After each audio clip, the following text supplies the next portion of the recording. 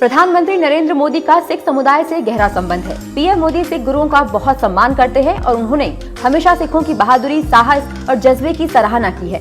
प्रधानमंत्री नरेंद्र मोदी ने सिखों के कल्याण के लिए कई संस्थागत कदम उठाए हैं। पीएम मोदी ने व्यक्तिगत रुचि दिखाकर सिख समुदाय के लिए भारत ही नहीं, विश्व भर में अनेक काम करने का मार्ग प्रशस्त किया है। श्री गुरु नानक देव जी का 550वां प्रकाश पर्व वैश्विक उत्सव के रूप में मनाया गया। वित्त मंत्रालय ने इस पावन अवसर पर सोने और चांदी के सिक्के जारी किए। नेशनल बुक ट्रस्ट ने श्री गुरु नानक देव जी के संदेशों का प्रसार करने के लिए पंजाबी में 3 पुस्तकें जारी की। श्री गुरु नानक देव जी ने अपने जीवन का अधिकांश समय सुल्तानपुर लोधी में ही बिताया था। देश में वर्ष 2016 से 2017 के दौरान श्री गुरु गोविंद सिंह जी का 350वां प्रकाश पर्व बेहद उत्साह के साथ मनाया गया था। इस अवसर पर श्री गुरु गोविंद सिंह जी के सम्मान में 350 रुपए का स्मारक सिक्का भी जारी किया गया। इस पवित्र अवसर पर अमृतसर से नांदेड़ जाने वाले श्रद्धालुओं के लिए विशेष उड़ान सेवा शुरू की गई। अक्टूबर 2020 में श्री गुरु तेग बहादुर जी का 400वीं जयंती उपयुक्त रीति से मनाने के लिए मोदी सरकार की ओर से एक उच्च स्तरीय समिति का गठन किया गया। 400वां प्रकाश पर्व देश और विदेशों में अप्रैल 2020 से अप्रैल 2021 तक भव्य पैमाने पर मनाया गया। लंगर की परंपरा श्री गुरु नानक देव जी के काल से चली आ रही है। प्रधानमंत्री नरेंद्र मोदी ने सेवा भोज योजना के अंतर्गत वित्तीय सहायता प्रदान करने के जरिए लंगर की वस्तुओं पर लगाया गया जीएसटी भी समाप्त कर दिया। गुरुद्वारों को इस कदम से अपार सुविधा और लाभ प्राप्त हो रहा है। श्री गुरु नानक देव जी के महान विचारों का दूर दूर तक प्रसार के प्रयास के तहत गुरु नानक देव विश्वविद्यालय अमृतसर में national institute of interfaith studies की स्थापना आखिरी चरण में है। इससे धर्मों के बीच समरसता को और भी बढ़ावा मिलेगा। कई पुस्तकें प्रकाशित करने के साथ ही गुरु नानक बाणी उर्दू, उड़िया, मराठी, हिंदी और गुजराती में प्रकाशित की गई है। दशकों से विदेशों में रहने वाले कुछ सिखों के लिए भारत में अपने घर आने के लिए वीजा प्राप्त करना मुश्किल था। मोदी सरकार ने दिल को छू लेने वाला भाव प्रदर्शित करते हुए 314 नामों वाली ब्लैक लिस्ट में से 312 नामों को हटा दिया। 1984 में सिखों के खिलाफ शुरू की गई राजनीतिक हिंसा भारतीय इतिहास का एक काला अध्याय है। मोदी सरकार ने 3 दशकों से लंबित इस मामले का रुख मोड़ दिया। उन्होंने हिंसा के दोषियों को दंडित किया, पीड़ितों को मुआवजा और सहायता प्रदान की गई। लगभग वे राजनीतिक हस्तियां जो बचती आ रही थी, एसआईटी के गठन के 3 साल के भीतर ही इंसाफ की गिरफ्त में आ गई। 1984 के दंगों के दौरान दिल्ली, हरियाणा, यूपी, राजस्थान, बिहार, झारखंड, मध्य प्रदेश, महाराष्ट्र और जम्मू कश्मीर के 3,328 पीड़ितों के परिजनों को 5 लाख रुपए का अतिरिक्त मुआवजा दिया गया। विभाजन के बाद शरणार्थी के रूप में जम्मू कश्मीर में आए सिखों को धारा 370 के कारण कई अधिकारों से वंचित कर दिया गया था। इसके निरस्तीकरण से विभाजन के बाद पाकिस्तान से जम्मू कश्मीर आने वाले 1.16 लाख सिख शरणार्थियों को अब भारत के अन्य नागरिक की तरह आवास एवं मतदान के अधिकार मिल रहे हैं। मोदी सरकार जलियांवाला बाग की हृदय विदारक घटना में महान बलिदान देने वालों को उचित श्रद्धांजलि देने के लिए जलियांवाला बाग राष्ट्रीय स्मारक संशोधन विधेयक 2019 लेकर आई, ताकि राष्ट्रीय स्मारक का निर्माण किया जा सके। हाल ही में कोविड महामारी के दौरान नांदेड़ में फंसे सिखों के लिए परिवहन की व्यवस्था कर उन्हें घर वापस लाया गया था। श्री करतारपुर साहिब जी सिखों के पवित्रतम स्थानों में से एक है। श्रद्धालु सरहद पर भारत की ओर खड़े होते थे और दूरबीन के जरिए श्री करतारपुर साहिब जी की झलक दिखा करते थे। प्रधानमंत्री नरेंद्र मोदी के नेतृत्व में एक ऐसा ऐतिहासिक कदम उठाया गया जिसने सिखों का श्री करतारपुर साहिब जी में आसानी से प्रार्थना कर पाना सुनिश्चित कर दिया। मोदी सरकार ने पंजाब के गुरदासपुर स्थित डेरा बाबा नानक से करतारपुर कॉरिडोर के विकास पर कार्य किया और नवंबर 2019 में प्रधानमंत्री नरेंद्र मोदी जी स्वयं वहां गए और कॉरिडोर का उद्घाटन किया। इसके अलावा मोदी सरकार सिखों की धरोहर को लोगों के सामने लाने के लिए पर्यटन को बढ़ावा देने में कोई कसर नहीं छोड़ रही है। दशकों से दुनिया भर के सिखों की पुरजोर मांग के बावजूद श्री दरबार साहिब अमृतसर को FCRA पंजीकरण प्रदान नहीं किया गया था। प्रधानमंत्री नरेंद्र मोदी ने इस समस्या को हल किया। सितंबर 2020 में ये घोषणा की गई कि अब FCRA पंजीकरण प्रदान कर दिया गया है।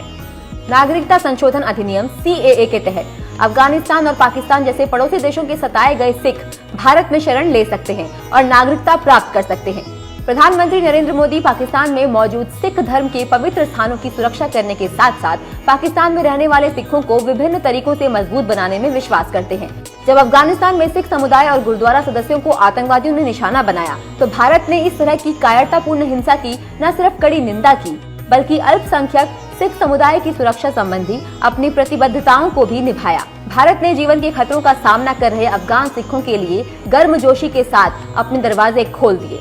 अगस्त 2021 में अफगानिस्तान में हुई उथल पुथल के बाद ऑपरेशन देवी शक्ति के तहत 74 अफगान सिखों को सुरक्षित रूप से भारत वापस लाया गया। श्री गुरु ग्रंथ साहिब के 3 स्वरूप भी एक विशेष उड़ान द्वारा काबुल से सम्मानित सुरक्षित नई दिल्ली लाए गए। मोदी सरकार अफगान सिखों के बच्चों को भारत में पढ़ने के लिए विशेष छात्रवृत्ति प्रदान कर रही है। भारत अफगानिस्तान में सिख समुदाय के शेष सदस्यों के संपर्क में भी है। 2014 से पहले सिख समुदाय के सिर्फ 18 लाख छात्रों को छात्रवृत्ति दी गई थी, लेकिन मोदी सरकार ने ये सुनिश्चित किया कि 31 लाख सिख छात्रों को प्री पोस्ट मैट्रिक और साधन सहयोग्यता छात्रवृत्ति का लाभ मिले। पंजाब भारतीय कृषि के लिए स्वर्णिम राज्य है। यहाँ सिंचाई क्षमता को बढ़ाने और पंजाब के किसानों के समर्थन के लिए मोदी सरकार ने 2018-19 से 2022 से 23 तक 5 वर्षों में सिंचाई के लिए 485.38 करोड़ की केंद्रीय सहायता से रावी नदी पर शाहपुर कंडी बांध परियोजना के कार्यान्वयन को मंजूरी दी। स्वस्थ पंजाब खुशहाल पंजाब के तहत लोगों तक स्वास्थ्य सेवाएं पहुंचाना, विशेष रूप से सबसे गरीब लोगों तक, मोदी सरकार के लिए प्राथमिकता का विषय रहा है। दिसंबर 2019 में एम्स भटिंडा को स्थापित और संचालित किया गया। सूक्ष्म लघु और मध्यम उद्यमों से लेकर फुटपाथ विक्रेता, किसानों से लेकर गरीबों तक कोविड महामारी के आर्थिक व्यवधान से कई वर्ग प्रभावित हुए हैं। मोदी सरकार उन्हें इस व्यवधान से बचाने के लिए लगातार काम कर रही है। पंजाब में उद्योगों को पुनर्जीवित करने के लिए आपातकालीन ऋण गारंटी योजना के तहत 2,529 करोड़ रुपए के ऋणों को 1.15 लाख से अधिक MSME के लिए आत्मनिर्भर भारत अभियान के हिस्से के रूप में मंजूरी दी गई।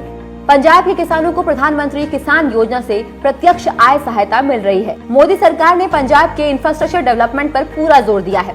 संपर्क को और अधिक बढ़ावा देने के लिए मोदी सरकार ने सितंबर 2020 में पंजाब में 1000 किलोमीटर सड़कें बनाने के लिए 18 सड़क परियोजनाओं के निर्माण को मंजूरी दी।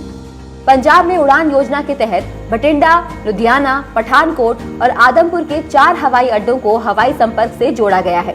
लुधियाना मेगा फूड पार्क पर काम चल रहा है। अमृतसर, जामनगर, चंडीगढ़, राजपुरा, पटियाला, संगरूर, भटिंडा अंतर कॉरिडोर सड़कें, संगरूर भटिंडा फीडर रोड, भटिंडा मंडी डबवाली आर्थिक कॉरिडोर भारतमाला के तहत प्रस्तावित है। मोदी सरकार संगरूर के लहरागागा में उत्तर भारत का पहला संकुचित बायोगैस संयंत्र स्थापित कर रही है। नवंबर 2021 में से चालू किया जाना है। मोहाली, जालंधर और सरहिंद के ट्रैक्टर और हार्वेस्टर विनिर्माण केंद्रों को कृषि कानून संशोधन के साथ कृषि क्षेत्र में निवेश के लिए मुक्त करने से बढ़ावा मिलेगा। पंजाब की कपड़ा उद्योग विरासत को पुनर्जीवित करने के लिए कई अभूतपूर्व कार्य हुए हैं। पंजाब में नवा शहर और लुधियाना के साथ 3 एकीकृत टेक्सटाइल पार्क शुरू किए गए हैं। 1480 करोड़ की अनुमानित लागत से 2020-21 से 2023-24 तक 4 साल के कार्यान्वयन की अवधि के साथ राष्ट्रीय तकनीकी कपड़ा मिशन वस्त्र उद्योग वाले लुधियाना को विशेष लाभ पहुंचाएगा। पंजाब की कपड़ा उद्योग को व्यापक रूप से लाभान्वित करने के लिए PTA पर एंटी डंपिंग शुल्क को समाप्त कर दिया गया है। पंजाब की महिलाओं के कल्याण के लिए अनगिनत काम हुए हैं। समन्वित बाल विकास योजना के तहत स्वस्थ पोषण और प्री स्कूल शिक्षा के तहत 10.68 लाख लाभार्थी हैं। वित्त वर्ष 2019-20 और 2020-21 में पंजाब में मुद्रा योजना के तहत लगभग 23.75 लाख लोगों को उद्यमी ऋण प्राप्त हुए। इस योजना के लाभार्थियों में लगभग 70% महिलाओं की भागीदारी है। पंजाब के लोगों के सहज जीवन के लिए मोदी सरकार कृत संकल्पित है। स्वच्छ भारत मिशन ग्रामीण के तहत 3.84 लाख घरेलू शौचालय सुनिश्चित प्रधानमंत्री आवास योजना के माध्यम से शहरी और ग्रामीण क्षेत्रों में 1.3 लाख से अधिक आवासों को स्वीकृति। पंजाब के ग्रामीण क्षेत्रों को जोड़ने के लिए प्रधानमंत्री ग्रामीण सड़क योजना के तहत 8,282 किलोमीटर सड़क का काम पूरा हुआ। पीएम मोदी भारत ही नहीं, विश्व भर के सिख समुदाय को न सिर्फ पूरा सम्मान देते हैं, बल्कि उनकी बेहतरी के लिए भी लगातार जी जान से जुटे हैं।